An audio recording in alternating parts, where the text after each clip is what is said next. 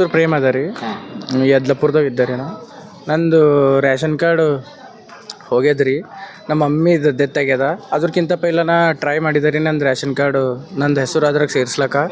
But internet ತೊಗೊಂಡ ಹೋದರೂ O T P ಹೋಗಿಲ್ಲ ರೀ ನಂದು. ಆಮೇಲೆ ಆಫೀಸ್ಗೆ ಹೋಗಿದ್ದೆ ರೀ.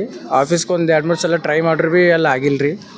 ಮತ್ತು ಟ್ರೈ ಆಗ್ಲೋದ್ರ ಇದು ಕಾರ್ಡ್ ಅದ ನನ್ನ ಕಾರ್ಡಿನ ನಂಬರೇ ಸೇಮ್ ಅದ. ಬಟ್ ಅದು ಯಾವುದೋ ಹೆಸರು ಚೇಂಜ್ ಆಗ್ಯದ ರೀ. ಮುಸ್ಲಿಮ್ದವ್ರದ್ದು ಹೆಸರು ಆಗ್ಯದ.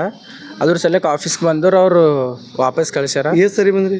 ಒಂದು 5-6 ಸಲ ಬಂದಿವ್ರು. 5-6 ಸಲ ಮಮ್ಮಿಯರಿದಾಗ ಟ್ರೈ ಮಾಡಿ? ಹಾಂ, ಮಮ್ಮಿಯರು ಟ್ರೈ ಮಾಡಿದವ್ರು ರೀ. ಬಟ್ ಅವರು ಹೊರಗೆ ಆನ್ಲೈನ್ದಾಗ ಹೋಗಂದಾರ. ಅಲ್ಲಿಂದ ಹೋಗಿ ಹಾಕಿರಿ? ಹಾಕಿದ್ವಿ, ಅದು OTP ಹೋಗಿಲ್ಲ ರೀ. ಅಂದ್ರೆ ಅವ್ರು ಆಫೀಸ್ ಕಳ್ಸ್ಯಾರ. ಅಲ್ಲಿ ಭೀ ಹೋಗಿದ್ದೆವು, ಅಲ್ಲಿ ಭೀ ಕೆಲಸ ಆಗಿಲ್ಲ ರೀ. ಇವಾಗ ಈಗ ಅದು ನಂದು ಹೆಸರು ಅದ್ರಾಗ ಸೇರ್ಸದ್ದಾರೆ. ಸೇರ್ಸೋದು? ಹಾಂ. ನಿಮ್ಮ ರೇಷನ್ ಕಾರ್ಡ್ ನಿಮ್ದು ಬೇರೆ ಹೆಸರು ಬಂದ ಅಂತ ಹೇಳ್ತಿದ್ರು? ಹಾಂ, ಅದ್ರ ಸಲಕ್ಕೆ ಈಗ ಏನರ ಕ್ರಮ. ಹಾಂ ರೀ, ಹೇಳಿದ್ದಾರೆ. ಅವ್ರದ್ದು ಏನು ಉತ್ತರ ಇತ್ತು? ಅಂದ್ರೆ ಅವ್ರು ಹೋಗಿ ವಾಪಸ್ ಕಳ್ಸ್ಯಾರ. ನಂದು ಏನು ರೇಷನ್ ಕಾರ್ಡ್ ಅದ ನೋಡ್ರಿ, ಯಾರ್ದು ಅನ್ನೋನ್ ಪರ್ಸನ್ದು ಅಲ್ಲದ, ಅದು ಅನ್ನೋನ್ ಪರ್ಸನ್ದು ತೆಗ್ದಾಕಿ ನಂದು ಆ್ಯಡ್ ಮಾಡಿರಿ. ಆಮೇಲಿಂದ ಅದು ಯಾರು ಮಾಡ್ಯೋ ಕೆಲಸ ಅವ್ರ ಮ್ಯಾಗ ನೀವು ಕಾನೂನು ಪ್ರಕಾರ ಏನರ